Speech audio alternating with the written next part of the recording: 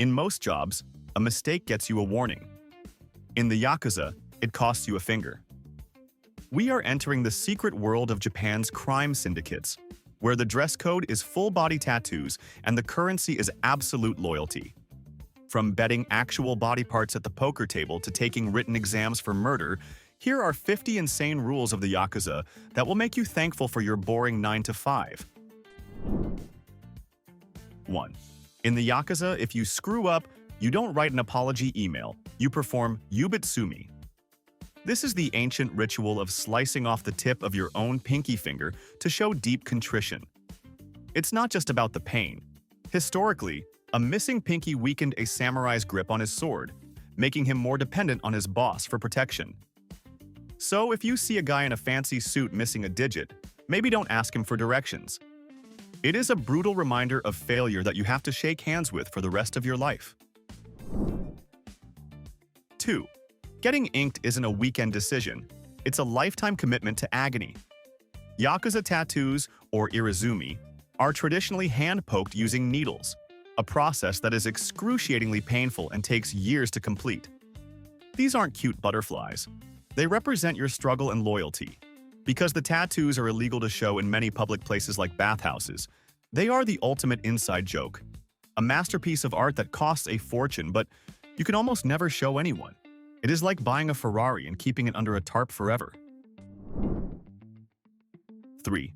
The police are invisible. Even if a rival gang member stabs you in broad daylight, you tell the cops you fell onto a very sharp fence. Involving the authorities is the ultimate sign of weakness and a guarantee of excommunication. The code demands you handle your own mess without outside help. Could you stay silent while bleeding out just to save face? Or are you dialing 911 immediately? Most people would choose survival, but a Yakuza chooses silence, even if it kills him. 4. Believe it or not, harassing civilians is a massive no-no. The Yakuza view themselves as noble outlaws, not common thugs, so targeting the katagi, or ordinary citizens, brings shame to the clan and, more importantly, brings the police heat. You can extort a business owner, sure, but mugging a grandma? That's beneath them. It's a strange moral high ground for guys who traffic illegal goods, but this rule is essentially public relations management with guns. 5. Your contract isn't signed with a pen. It's sealed with sake. The Sakazuki ceremony is the formal ritual where a new member drinks from the same cup as the boss, solidifying the oyabun kobun, or father-son relationship. Once that rice wine hits your lips, your life belongs to the family. There is no 2-week notice period here. You are in until you die or run out of fingers. It turns a criminal organization into a blood family, making betrayal not just a breach of contract, but a sin against your own father. 6. Keep the violence off the streets. While movies show chaotic brawls in intersections, real Yakuza prefer to handle disputes in quiet backrooms or soundproof warehouses. Public disturbances attract attention, and attention is bad for profit margins. It is much harder to run a gambling ring when there are police sirens wailing outside because 2 junior members decided to have a fistfight over a parking spot. Smart gangsters know that silence pays better than noise. 7. The hierarchy is more rigid than the military. If a senior member tells you a white wall is black, you agree that it is the darkest shade of black you've ever seen. Questioning an order is grounds for immediate punishment. It's total, unquestioning subservience designed to strip away your individuality. How long would you last in a job where your boss is literally always right, even when he's objectively wrong? It takes a special kind of discipline to nod your head while your brain is screaming in protest. 8. They are the ultimate NIMBY, not in my backyard, enforcers. Yakuza clans will often brutally punish street criminals or muggers who operate in their territory without permission. They want their neighborhoods to feel safe for average citizens so that the police have no reason to patrol there. Ironically, a neighborhood run by a powerful Yakuza boss is often statistically safer than one without, simply because unauthorized crime is met with immediate, unregulated justice. 9. Being a tough guy isn't enough. You actually need to be a scholar. Believe it or not, major syndicates have been known to administer a written exam for their members. It is a literal 12-page test covering the economy and legal statutes. The goal is to ensure every member knows the anti-organized crime laws inside and out, not to obey them, but to know exactly how to skirt around them without getting the boss in trouble. Imagine getting rejected by the mafia because you failed the civics portion of your orientation. 10. The boss's wife is the anasan, or older sister, and she is untouchable. Disrespecting her, looking at her the wrong way, or, heaven forbid, making a pass at her is a guaranteed death sentence. In a world of chaos, she represents the stability of the household, and you treat her with the reverence of a queen, or you disappear. She is the one person in the room you absolutely cannot afford to annoy. And unlike the boss, you can't buy her forgiveness with a severed finger. 11. The very name Yakuza is actually a self-inflicted insult derived from a card game. It comes from Oicho Kabu, a game similar to blackjack, where the sequence 8 to 9-3, or Yakuza, is a completely worthless hand totaling 0. By adopting this name, they are essentially declaring themselves as the losers, or the useless ones, of society. It is a strange, poetic bit of self-deprecation for men who drive luxury cars and run billion-dollar empires, reminding them that they exist outside the winning hand of the law. 12. Until very recently, the Yamaguchi Gumi headquarters was the best place to be on October 31st. In a bizarre PR stunt, the gangsters would dress up and hand out bags of candy to local children for Halloween. It was their way of showing the neighborhood that they were good neighbors, despite the criminal enterprises. Would you let your child knock on that heavy steel door for a Kit Kat, knowing the guy handing it over might have a sword collection in the hallway? 13. When disaster strikes, the Yakuza are often faster than the government.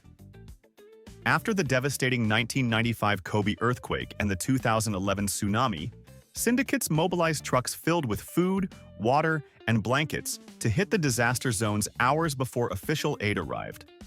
Of course, this isn't purely out of the kindness of their hearts.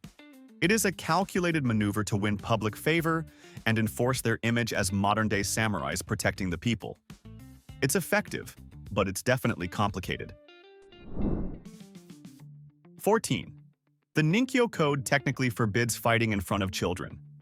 This harkens back to their self-image as modern samurai who protect the weak. While they might be ruthless killers, engaging in violence where a child could see it is considered a massive loss of honor and discipline. It is a bizarre line in the sand, suggesting that traumatizing a witness is fine, as long as that witness is over the age of 18. It is a shred of morality in an otherwise immoral business. 15. Going to prison isn't a career ender, it's a promotion opportunity. If you serve time for a crime committed on behalf of the boss, you are considered a hero. While you're inside, the clan pays for your legal defense and supports your family financially. When you get out, you are often greeted with a celebration and a bump in rank. It is essentially a twisted corporate scholarship program where your diploma is a prison release form and your major was silence. 16.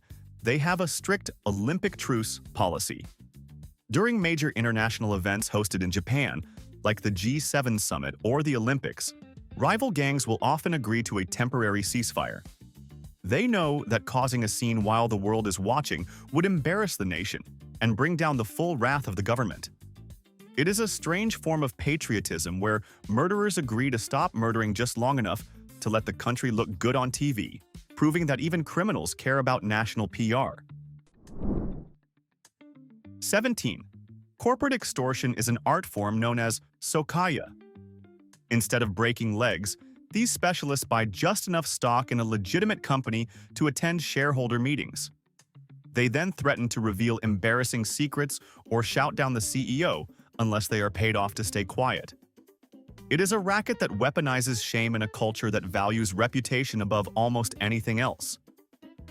They don't need guns, they just need a microphone and a lack of social anxiety. 18. Junior members are basically glorified housekeepers. Before you can ever dream of running a racket, you have to master the art of cleaning the office and serving tea. New recruits spend their early days scrubbing toilets, answering phones, and ensuring the boss's shoes are polished to a mirror shine. It instills discipline and breaks down the ego.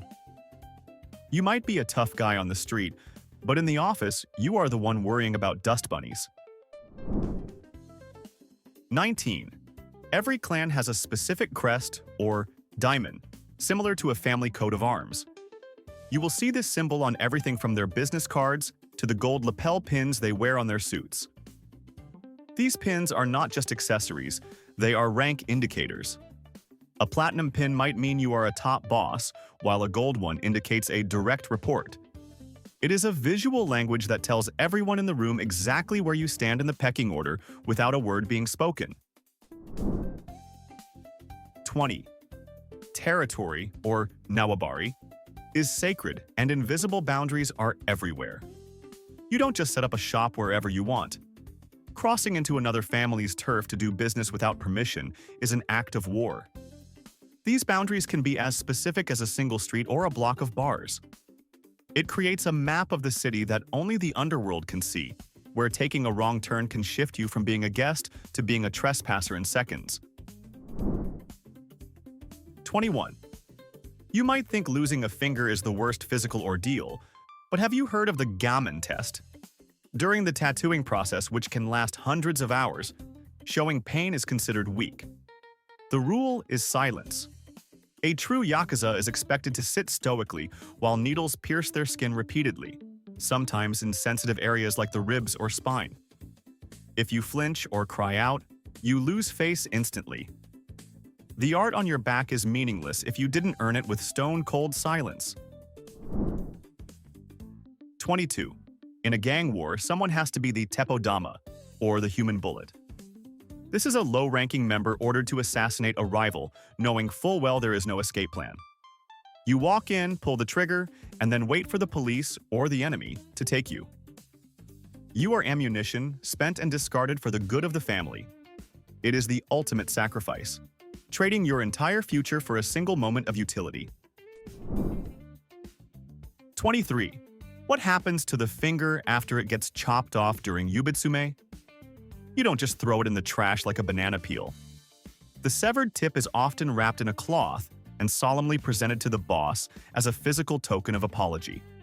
Some members even preserve the bone in a small jar of formaldehyde, keeping it on their mantle as a gruesome reminder of the time they failed.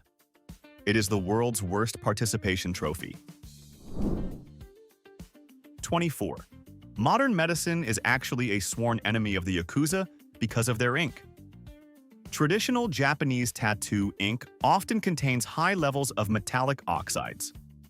If a fully tattooed gangster enters an MRI machine, the magnetic field can cause the metal in the ink to heat up, literally burning the design off their skin.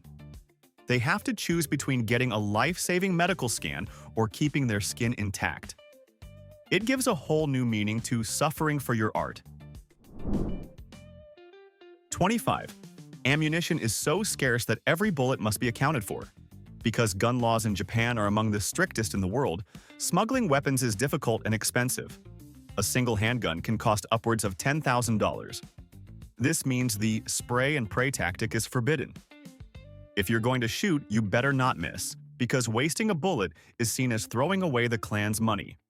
It turns every potential shootout into a calculated financial decision rather than just a violent outburst. 26. The silence of the wife is absolute. A Yakuza wife knows that if her husband brings home a bag full of bloodied clothes or cash, she asks 0 questions. She washes the clothes, hides the money, and cooks dinner as if nothing happened. Her complicity is her survival. She is the keeper of secrets that could topple empires, living in a domestic bubble that is just one police knock away from bursting. She isn't just a spouse. She is a vault with no combination, expected to take her husband's crimes to the grave without ever whispering a word. 27. A handshake can reveal everything. Because so many members are missing finger joints, the Yakuza have developed a subtle way of shaking hands, or holding teacups to conceal the injury. They will often curl the remaining fingers or use their left hand to distract you. However, in the underworld, spotting a missing pinky is like seeing a rank badge. It instantly commands respect or fear, depending on who is looking. 28. Bribery isn't just envelopes of cash, it's fruit.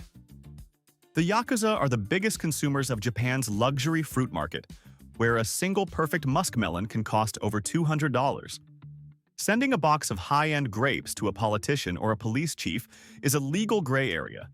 It's technically just a gift, but the implication of "I scratched your back" is loud and clear. They are buying influence one cantaloupe at a time. 29. There is a no poaching rule that is stricter than any corporate non-compete clause. If a member is expelled or runs away from one clan, other clans are generally forbidden from hiring him. This creates a class of homeless gangsters who are blacklisted from the only trade they know. In the Yakuza world, your resume follows you, and if it has a black mark, you are unemployable forever. 30. The 5-year rule is the government's weaponized version of cancel culture. Under local ordinances, even if a Yakuza member quits the gang today, he is legally treated as an active criminal for 5 more years. He cannot open a bank account, sign a lease for an apartment, or get a cell phone contract. It forces many who try to go straight right back into crime just to survive, because society has legally ghosted them. 31. In the world of high-stakes gambling, the Yakuza invented a rule that makes poker look like Go Fish. In their illegal gambling dens, if you run out of cash, you can bet your body parts. It is not a metaphor. Desperate gamblers have been known to wager corneas or kidneys against the house. This horrifying practice turns the debtor into a literal organ donor bank for the black market. It brings a terrifying reality to the phrase, "It cost me an arm and a leg," reminding everyone at the table that the house always wins, sometimes by taking a piece of you with it. 32. The Yakuza actually ran a talent agency empire for decades. Many of Japan's biggest pop stars and entertainers in the 70s and 80s were managed by companies with deep ties to the syndicates. If a star wanted to quit or switch agencies, they would be blacklisted from every TV station in the country, effectively ending their career overnight. It wasn't just show business. It was a monopoly enforced by men who could ruin your life with a single phone call. Imagine your favorite singer disappearing from the airwaves simply because they tried to renegotiate their contract with the mob. 33. When a Yakuza member goes to jail, the Gokudo Code dictates that his wife must step up and care for his subordinates. This isn't just about hospitality. She effectively becomes the caretaker of his crew, managing their morale, settling minor disputes, and sometimes even passing on coded orders from prison. It places an immense burden on the spouse, who has to maintain the criminal enterprise's social structure while her husband sits in a cell. It turns the home into a secondary headquarters, proving that you marry the mob, not just the man. 34. You can't just retire and play golf. You have to buy your freedom. Leaving the Yakuza, known as Katagi Nari, often requires a massive severance payment to the boss to settle all debts of loyalty. We are talking millions of yen. If you can't pay, you don't leave. This turns membership into a form of indentured servitude, where the only exit door is made of solid gold. It forces members to commit even more crimes just to afford the price of going straight, trapping them in a vicious cycle of debt and delinquency. 35. They have weaponized the legal system against itself with guardians. Yakuza bosses often legally adopt their top lieutenants as their sons. This isn't for sentimental reasons, it's a legal loophole. In Japan, family members have specific rights regarding inheritance and visiting privileges in prison that non-relatives don't. By manipulating family law, they ensure the chain of command remains unbroken even behind bars. They are literally manufacturing a crime family, turning a courtroom adoption proceeding into a strategic military recruitment drive. 36. The civilian shield tactic. When expecting a police raid or a rival attack, some gangs will deliberately rent office space in buildings full of innocent, high-traffic tenants. like busy dental clinics or public notary offices. They know the police are hesitant to engage in heavy-handed tactics or potential shootouts in a building full of regular citizens just trying to get through their day. They use the safety of the public as human armor, effectively daring the authorities to risk a PR nightmare to make an arrest. 37. Believe it or not, there is a specialized exam for bodyguards that is harder than getting into Harvard. A Yakuza bodyguard isn't just a beefcake. He has to memorize the faces, names, and ranks of hundreds of rival gang members and undercover police officers. He needs to spot a threat from a block away based on a walking style or a specific car model. It is like having a facial recognition database inside your brain, powered by paranoia and adrenaline. If he fails to spot a hitman in a crowd, he doesn't just get fired, he and his boss get buried. 38. One of their most shocking rules involves cleaning money through religious cults. Because religious organizations in Japan enjoy massive tax breaks and less financial scrutiny, Yakuza have been known to take over or start their own temples and shrines. They funnel illegal profits into the collection plate, washing dirty money into holy funds. It is a scam where they hide behind the gods to avoid the tax man, turning sacred ground into a laundromat for criminal cash. 39. If a gang war gets too bloody, the bosses might arrange a proxy war using video games. While it sounds like an urban legend, there are anecdotes of minor territorial disputes being settled over competitive gaming or mahjong tournaments to avoid police attention and body bags. It is a surreal moment where the fate of a neighborhood's protection racket depends on who has the better high score. Would you trust your livelihood to a round of Street Fighter? It is certainly cheaper than a funeral, but it definitely lacks the gravity of a sword fight. 40. They are surprisingly deeply involved in the nuclear industry. After the Fukushima disaster, reports surfaced that Yakuza recruiters were rounding up homeless men and debtors to work in highly radioactive zones for cleanup crews. These nuclear gypsies were often paid off the books, doing the dangerous work that no one else wanted. It's a chilling intersection where the underworld meets critical infrastructure, exploiting the most vulnerable to clean up a national crisis. It forces you to wonder who is actually keeping the lights on. 41. In the underworld, a staring contest can be fatal. This is known as menchi wo kiru, or cutting a glare. If a Yakuza member locks eyes with you on the street, it is a test of dominance. If you look away immediately, you are dismissed as weak prey. If you hold the gaze for too long, it is taken as an act of aggression and a challenge to a fight. The only winning move is to calmly look at their shoulder or chest and keep walking, acknowledging their presence without challenging their authority. It is a high-stakes social cue where the wrong glance can get you hospitalized. 42. You might drive a luxury car, but in the Yakuza, the steering wheel must be on the wrong side. In Japan, cars drive on the left, so standard cars have the wheel on the right. However, Yakuza bosses exclusively import left-hand drive Mercedes and Bentleys. This isn't just for style. It is a massive status symbol showing that they can afford the inconvenience and the import fees. It forces toll booth operators to stretch awkwardly to take their money, a petty power move that asserts dominance over the system every time they hit the highway. 43. Getting fired is surprisingly bureaucratic and involves postcards. When a member is expelled, the clan sends out a hamonjo, or expulsion notice, to every other gang boss in the region. These are printed on high-quality red paper and essentially say, "This man is no longer with us. Do not hire him." It acts as a blackballing notification that ensures the exiled member cannot find work anywhere in the underworld. It is the only industry where your termination letter is mailed to all your future potential employers. 44. They are obsessed with golf, but it is a forbidden love. Yakuza bosses conduct huge amounts of business on the green, seeing it as a status symbol. However, many golf courses in Japan have strict, no organized crime clauses in their membership agreements. This leads to powerful gangsters playing under fake names or buying courses outright just to get around in. If you saw a group of tattooed men putting on the ninth hole, would you have the courage to ask to play through? 45. One of their most annoying rackets involves wet towels. Yes, really. Many bars and restaurants in entertainment districts are forced to rent their oshibori, those warm hand towels, exclusively from a Yakuza-fronted company at 10 times the market rate. If the bar owner refuses and buys cheaper towels elsewhere, they might find their windows smashed the next day.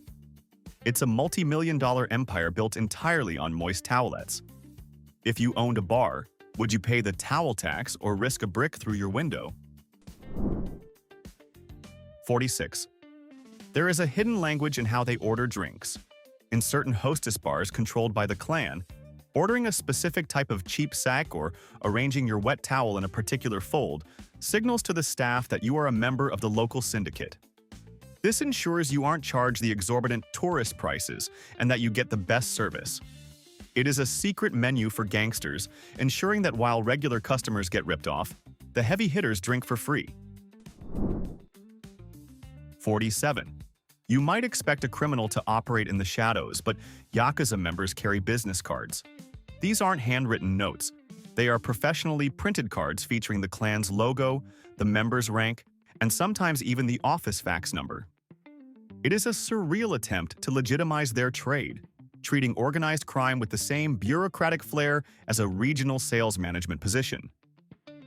Imagine exchanging cards at a networking event and realizing the guy next to you is the vice president of Extortion. 48. Forget the stereotypical shady back alley deals. The modern Yakuza loves a good insurance scam.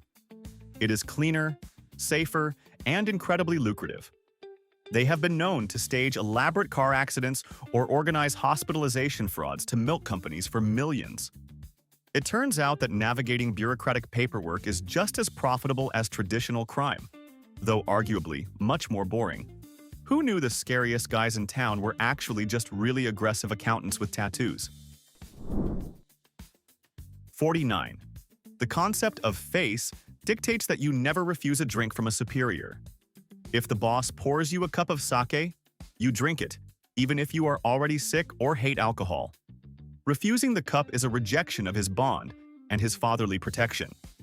This leads to meetings where members are forced to consume dangerous amounts of alcohol just to prove their loyalty. It is a liver-destroying test of submission, where vomiting is preferable to saying no thanks. Okay, we have walked through 49 insane rules, from severed fingers to corporate entrance exams. But before we reveal the final, most fundamental rule of the Yakuza, it is time for our final verdict.